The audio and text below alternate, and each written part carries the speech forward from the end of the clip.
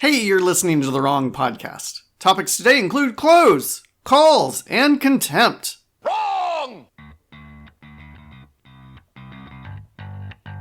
What's wrong with you? What's wrong with y'all? What's wrong with you? What's wrong with you people? Wrong! You do have to tolerate it. It's my show. Hi, I'm Tim. I'm here to talk about politics, culture, religion, sports, and anything else you're not allowed to talk about in polite company. Issue number 1!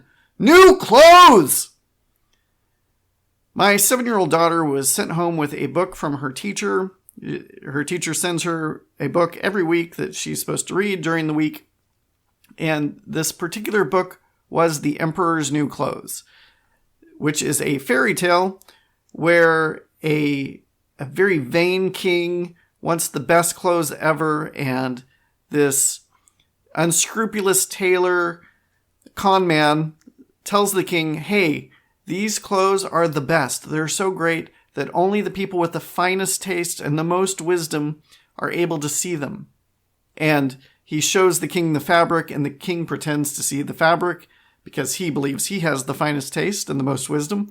And the tailor goes on to put these, this fake suit on the king. And everyone around the king doesn't want to say that there are no clothes. And the king goes out and he parades naked. And a child finally yells out, "You aren't wearing any clothes!" And in this version of the book that my daughter was reading, the conclusion of the story is that the king is then convinced by the child pointing out that he's not wearing any clothes. The king is convinced that he should be nice to everyone. Wrong! And if this had been our book, I would have ripped it out of her hands and torn it up. Talk about a fairy tale. Like, what do you mean? Listen, my experience as an adult tells me that if you point out somebody's a fake and everybody laughs at them and they're an authoritarian leader, they don't suddenly decide to be nice to everybody. No, they get meaner. Like, off with your heads kind of mean. Like, what the heck? Issue number 2. Outfoxed. I want to take you back to the 2020 election. As you might remember, there was some controversy about that election. And for some reason, the controversy continues. Just to back up a little bit, I want you to remember that Donald Trump did not want his voters voting by mail. He wanted them to go in person. And that alone might have cost him the election. So Democrats, or people willing to vote for Joe Biden, felt more need because of the pandemic to vote by mail and to use drop boxes.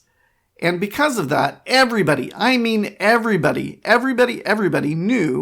that the election could not be called for Joe Biden on election night because many states prohibit the counting of mail-in votes until after election day. Florida does not do that. Florida starts counting at midnight of election day. Other states are like, nope, you got to wait a full day before you count any of those other votes. Because of those rules, everybody knew that Joe Biden's votes weren't going to come in until later. A significant portion of his votes were not going to come in later. Well, Fox News and the AP, they decided to do something different in 2020. Everybody had used this statistical counting method where you poll exit pollers, or they poll people as they're leaving the voting booth about who they voted for. Everybody had been using and continued to use this one particular system. Fox News and the AP, they said, no, we're going to try something new, a little bit more sophisticated. We think this is the best in class thing. We've already tested it. We tested it 2 years ago. It was great. We're going to do that thing again. So they're using this new system, and they come out way early, way before any other news organizations, and say, Arizona's done. Joe Biden has won Arizona. And this made Trump and his team flip out. And my understanding is that what they planned to do was when midnight approached and he was in the lead in a significant number of states, he would just declare himself the winner. And everybody would go to bed hearing that Donald Trump declared himself the winner, and then they'd wake up and see that Joe Biden had won the election because of all these votes had finally been added to the tallies. And then he would get to say, look, they stole it from you in the middle of the night while you were sleeping. And the Fox News team seriously screwed up that plan on them because before they knew it, before they were aware, Fox News was saying Joe Biden will win Arizona. And then if Trump couldn't win Arizona, he couldn't win the election. And so it blew up this plan. And what I want to re-emphasize is a projection is not the result. Saying that Al Gore wins Florida does not mean he actually won Florida. It just means you project he's going to win Florida. Fox News saying that Joe Biden will win Arizona is not the result. It's just your projection. And you get egg on your face if you get it wrong. And Fox News did not get it wrong. They were right. This has been more scrutinized than any other election in the state or in the country's history. As you remember, an independent organization got every ballot and they hand counted them and they said the election results were wrong. Joe Biden won by more. Fox News got it right. Now, in the post-election summary that was going on inside Fox News, there was a lot of debate about what they did and why they did it. And there were a number of opinion makers like Sean Hannity and Tucker Carlson and Laura Ingraham. Those are not reporters. They're opinion columnists. They're different than the reporters. Those people, the opinion makers, were saying, hey, they should have told us before they announced this, like the news department did something wrong here. They should have told the opinion people first and let us weigh in on it. And the newspaper were like, no, we're the news department. We report the news. This is the news that Joe Biden will win Arizona. And we're just going to report that as soon as we are certain about it. Well, a leaked conversation, a Zoom call went on between some top executives. And it was just leaked this week, probably in conjunction with a lot of the coverage of the Dominion voting system lawsuit against Fox News, which is a different topic that I'm not getting into. But these executives, they were reviewing how the election coverage went. And what they strongly concluded was that the news department had made a mistake in reporting that Joe Biden would win Arizona. Not because he lost Arizona. They made a serious mistake because if they had not reported that for another 3 days, Fox News would have received higher ratings and would have been able to sell their commercials for more money. And so by reporting the news, by reporting the accurate news, the news department had cost the company money. And it would have been better for everybody if they had not done that.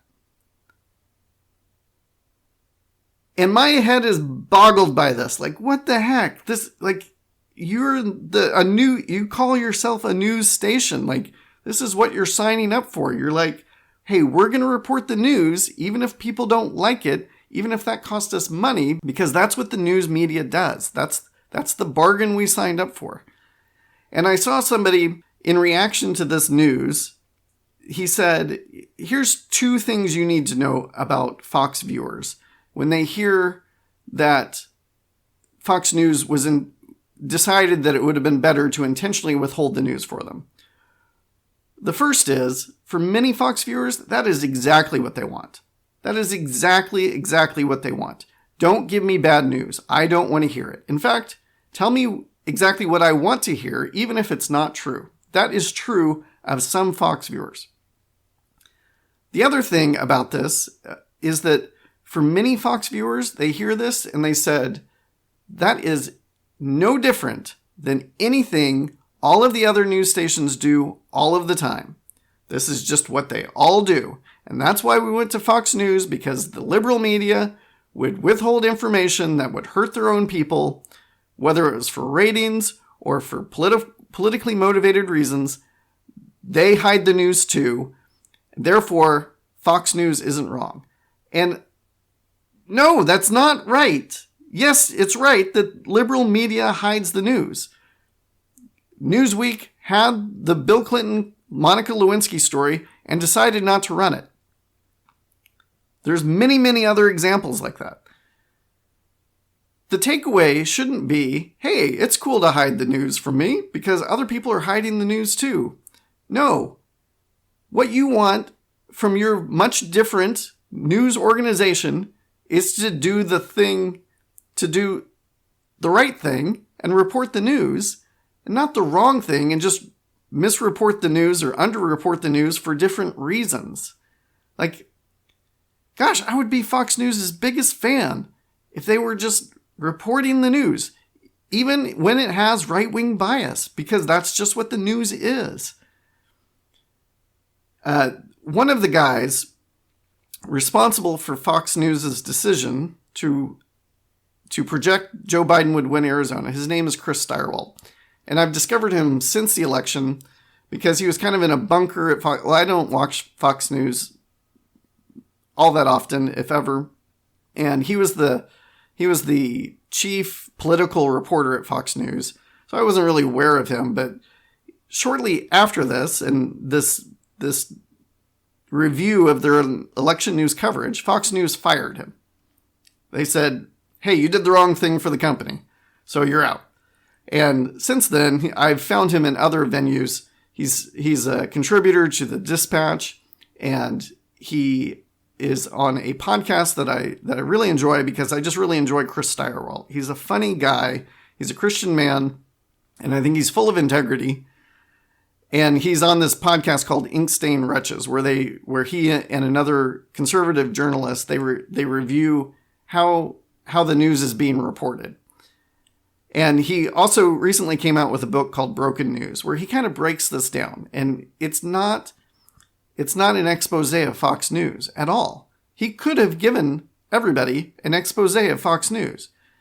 He for sure talks about Fox News, but he talks about how this is a perpetual problem in all of the news, that it's commercially driven by ratings and advertising, and thus this is just how things are done. And that's not the right way to be a journalist. Hey, it's time. Oh, what are the rules? What are the rules? What are the rules? What are the rules? Okay, recently, my family and I, we went to Disneyland, and the lovely Wendy pointed out that Disneyland is both way too expensive and way too crowded. And if you don't like either one of those things, you are stuck. Because if they want to be less crowded, they need to be even more expensive. And if you want them to be less expensive, well, then it's going to be a lot more crowded. That's not what I'm talking about, though. There's this thing at Disneyland that bugs me, and I call it the Disney Drift. And that's where you are walking somewhere, and there's somebody in front of you walking the same direction, and they're walking a little bit slower than you would like. Let's say they're not even walking. They're lumbering. They're lumbering through the park, and you really need to get around them because you've got somewhere to go. And you're like, okay, I'll walk to the left of them. And they start drifting left. And you're like, okay, they're going left. Maybe they're going to the other side of this walkway. I'll go to the right of them. And they drift to the right. And then you try to go to left again, and they drift to the left. Here's the deal, people. The shortest distance between 2 points, it turns out it's a straight line. Walk in a straight line. That's today's new rule. Now, if you ever happen to catch me in Costco, forget I said any of this. Remember, I want to know what's wrong with you. What's wrong with you? If you'd like to submit a question, topic, or tell me how I was wrong, you can email me at listen@therewrongpodcast.com. Or submit a comment at my website, therewrongpodcast.com. And help me spread the wrong message. If you like what you hear, share it with your friends. Now it's time for my favorite part of the show. I was wrong. I was wrong. I was wrong. Listener Trevor writes in and he says, hey, that guy you were talking to and he kept moving around to get next to you or behind you, he was definitely trying to get in line behind you. That's your superpower. Line leader. I love that comment. Seriously, that might be my favorite comment of all time. Just forget writing in any comment. You're not going to do better than that. I'm kidding. Of course you'll do better than that. And I really, really want you to write in your comments. But gosh, I really love that comment. Hey, while I'm here at this section, last episode, I said something about drag show and clowns. And I want to expand on that just a little bit. And this is the place to do it. Many, many years ago, white people used to like to dress up in something called blackface. They would paint their face blacks and they would leave their lips extra large and white, and they would mimic stereotypes of black people. And this was so funny. People loved it. And eventually, less than 100 years ago, but more than 50, we decided that that was taboo. That was not okay. We shouldn't do that.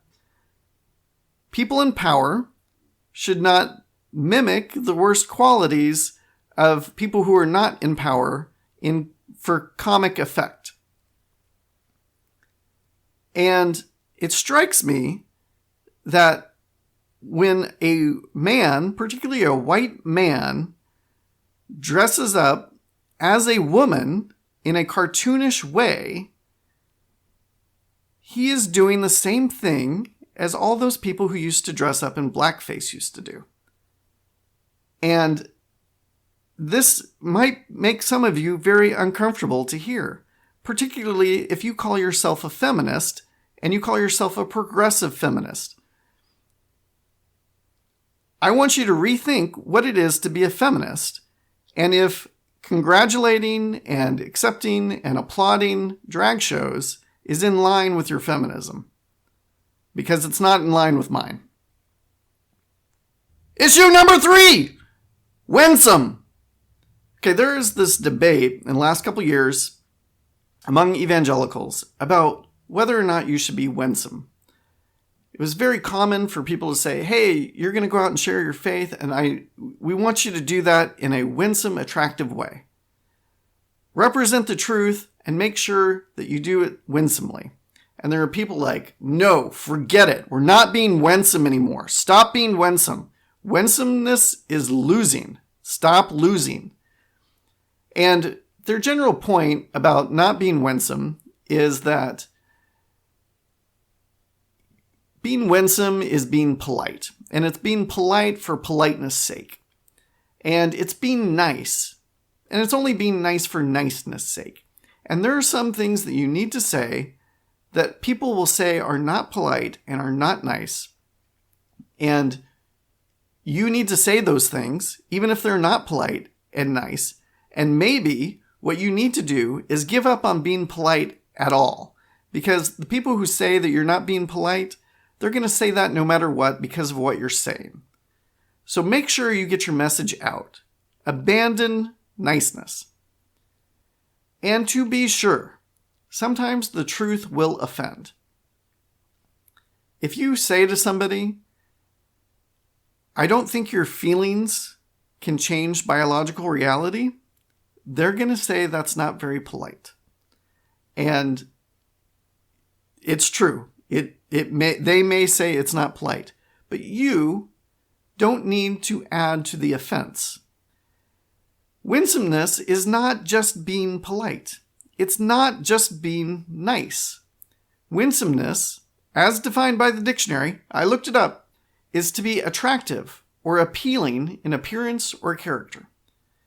Winsomeness just means, hey, present your best argument to people. Say things in the way that they're willing to listen. However they might be willing to listen, give them the information in a way that they're like, hey, I like what you're saying. I want to hear more. For much of our culture, that includes being polite and nice. Not for everybody and not at all times. But for sure, you should consider, hey, if I'm a little bit more polite and a little bit more nice, might people listen to what I have to say? Well, this leads me to Matt Walsh, who is a conservative firebrand, and he is well known for making people angry. Like he for sure triggers the libs. He was triggering the libs before people knew they should be trying to trigger the libs. And he's well known. There's a documentary, I believe it's on YouTube, called What is a Woman?, where he explores the transgender issues. And he's well known for that documentary. And he also, not too long ago, he exposed a transgender clinic that was doing, basically, they were experimenting on kids with some treatments that haven't really been tested, or we don't know what the long-term effects are. And I think I'm really loose on those details. It's not important. I'm not a Matt Walsh expert, to your dismay. But I believe that that clinic was like in Nashville or Tennessee or something like that. Well, recently, Matt Walsh took a lot of criticism for his treatment of a trans activist named Dylan Mulvaney.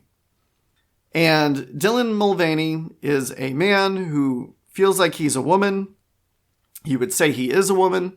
And he uses TikTok quite a bit. He's, I guess, really popular on TikTok. And I wouldn't know because I don't use TikTok because I don't want the Chinese government changing my bank account records. And one of the things that Dylan Mulvaney said on TikTok was, hey, your parents are wrong. You know they're wrong. I know they're wrong. I have this private forum that you should join so you and I can talk privately about your gender and sexuality. And of course, if you've got a child, you're like, what? Like, no, strange man. Like, you cannot talk to my child privately about their gender or sexuality.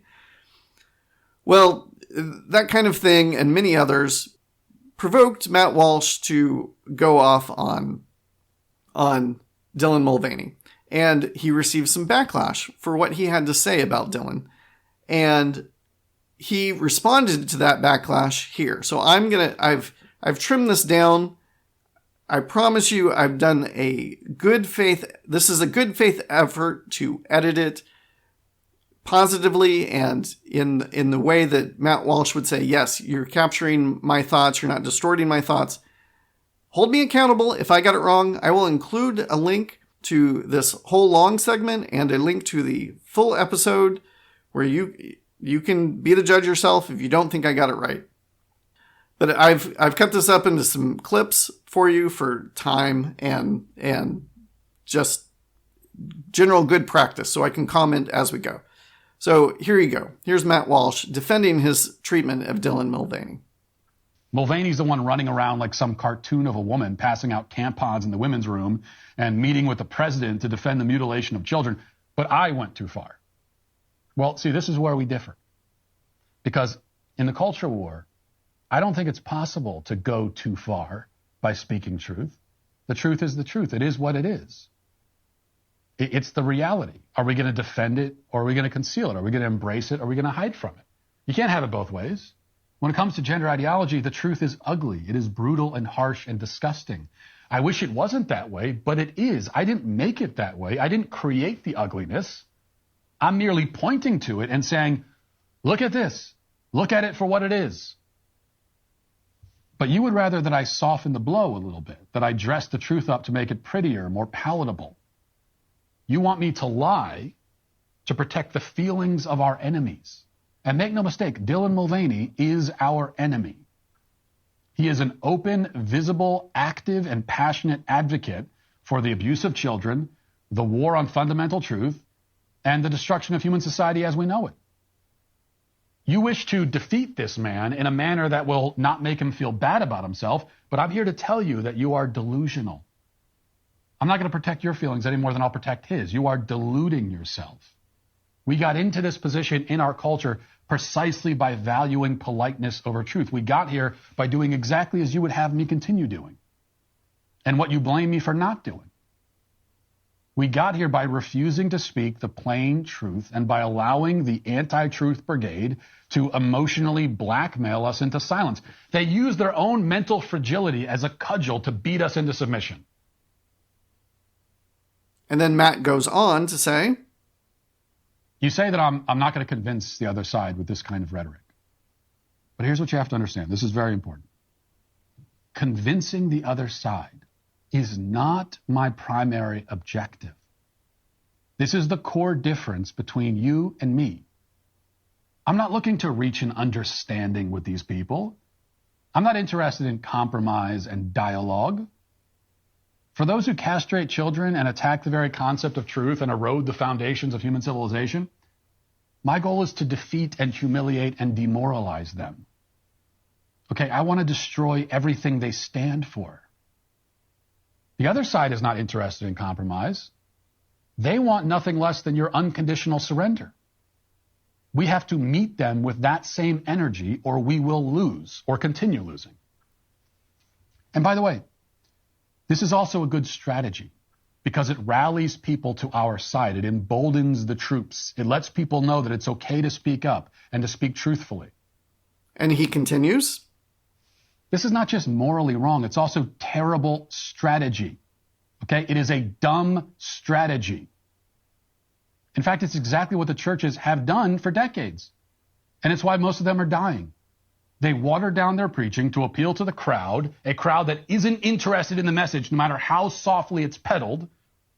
And while at best, because they did that, they bore to death and at worst actively alienate the very people who are actually sitting in the pews.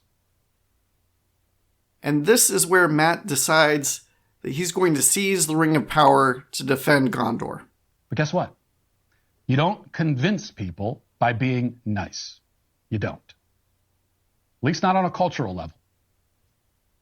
I mean, where did you get this idea? Where did you arrive at this conclusion?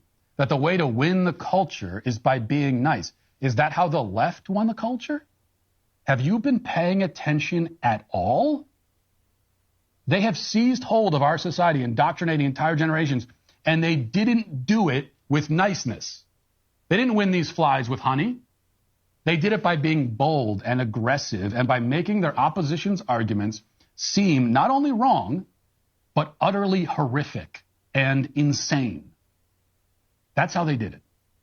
See, it turns out that the tone of your argument is often more important than the substance of it. And the tone that actually wins the day on a cultural level is the one that is unwavering and which paints the opposition as so repulsive that you shouldn't even take their position into consideration. And then Matt goes on to say, you think this is a good strategy? What is the evidence that this strategy works? We moderate our tone. We seek to kill them with kindness, while they recruit legions by doing exactly the opposite. Again, I ask you, when will you learn? And then Walsh further states why he is justified to say anything he wants. See, the thing that I most despise about Dylan Mulvaney is that he is part of a movement which actively seeks to turn my children into Dylan Mulvaney. That's why I'm entitled to my anger and to whatever language I use to convey it. I will say whatever I want to say, and I will be justified in saying it. Because these people are after my kids and yours and everyone else's. And you're worried that I'm being a little rude? Well, you see, when it comes to my children, the children that I cherish more than my own life, if you think mean words go too far, then you would be very shocked to hear how far I would really go to protect them. Trust me, words are the least of it. Now, first off, I want to say that there is a big difference between success and attention. Matt is extremely successful at getting attention. Extremely successful. I question whether or not he's successful at changing hearts and minds. The people who applaud him are people who agree with him. And I doubt he's actually changing the culture to get the people who agree with him to agree with him more enthusiastically. Success looks like actually changing the culture. And he wants to know, where is the evidence that not being mean changes the culture? And I will point to 2,000 years of church history. Matt is a Christian. He says he's following Jesus. And if he is, then he needs to seriously look at what Jesus and his followers have done for the last 2,000 years. Particularly when Christianity originated, it overcame a culture that was much more debased than our own. At the time, pedophilia was not only encouraged, it was embraced. That's way different than it is now. And they overcame that not by being mean. Second, as far as success, people hate bullies.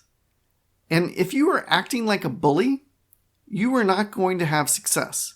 People are not going to change their minds and come to your side. Even if they might agree with you, they're going to feel like they need to go to the other person who's behaving in a way that they might disagree with, but at least they're not being a bully.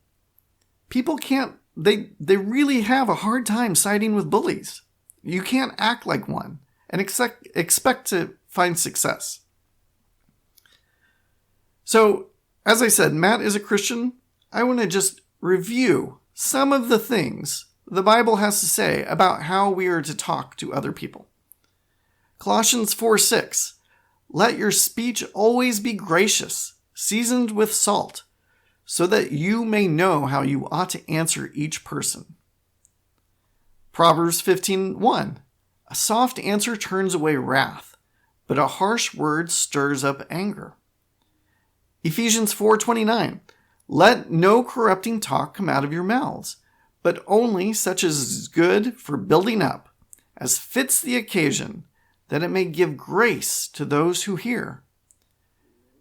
Proverbs 29:11, a fool gives full vent to his spirit, but a wise man quietly holds it back. Romans 14:19, so then let us pursue what makes for peace and for mutual upbuilding. Ephesians 4:15, rather, speaking the truth in love, we are to grow up in every way into him who is the head, into Christ.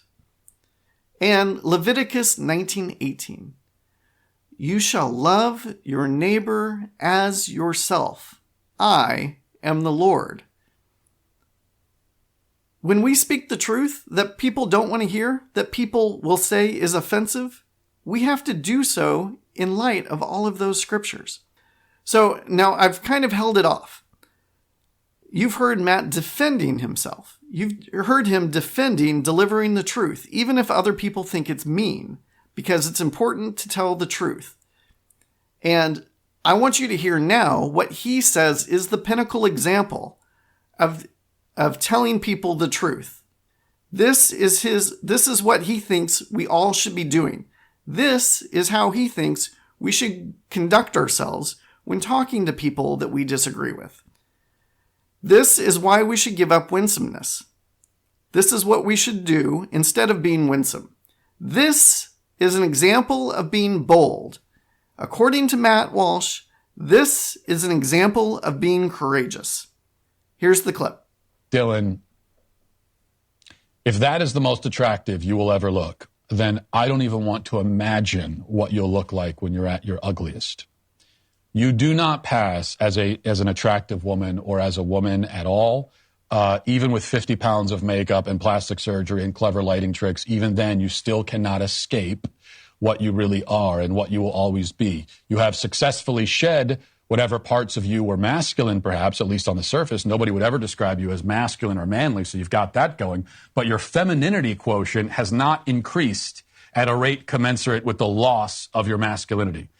You may not be masculine, but you also aren't feminine. Instead, you are weird and artificial. You are manufactured and lifeless. You are unearthly and eerie. You are like some kind of human deep fake. That's what you are. You are a man deprived of all the best qualities of men, but without any of the best qualities of women. Even your personality is contrived. Everything about you is fake. Nothing about you rings true. Nobody buys the act. You'll never be accepted as a woman by anyone. Never by anyone. Even the people who pretend to accept you as a woman are only pretending because they're afraid of being lectured if they don't, or because they want to use you as a platform to virtue signal. But everyone who looks at you will see something pitiable and bizarre, something utterly unfeminine in every way. You will never be able to actually have the identity that you're trying to appropriate, nor will you ever be able to fully escape the identity that you're fleeing. The best you can hope for is some kind of limbo, the worst of all worlds. And yet, even in that limbo state, you will still be a man. Just not one that any of us can respect or take seriously. But other than that, champ, you're doing great.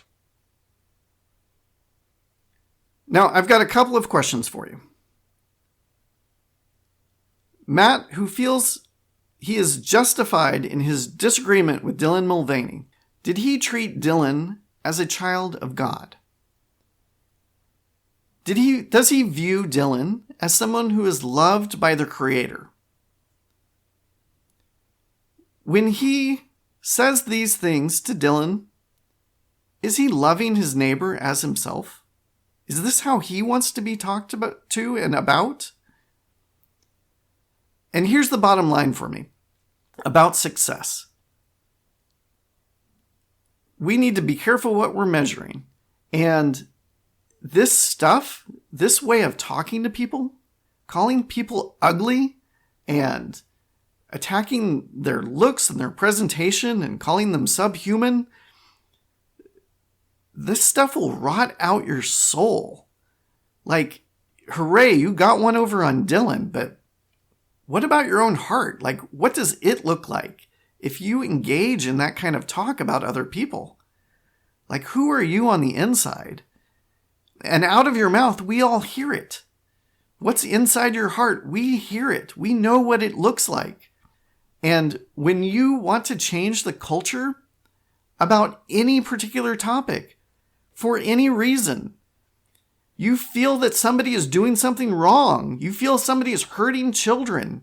You feel that a great injustice is being done in our society. Your first priority has to be, what does my own soul look like as I wage this battle? And the mistake that Matt Walsh has made is that he thinks that Dylan Mulvaney is the enemy. And he's not the enemy. And transgenderism is not the enemy. The enemy is radical self-expressionism. And it doesn't just expose itself within transgenderism.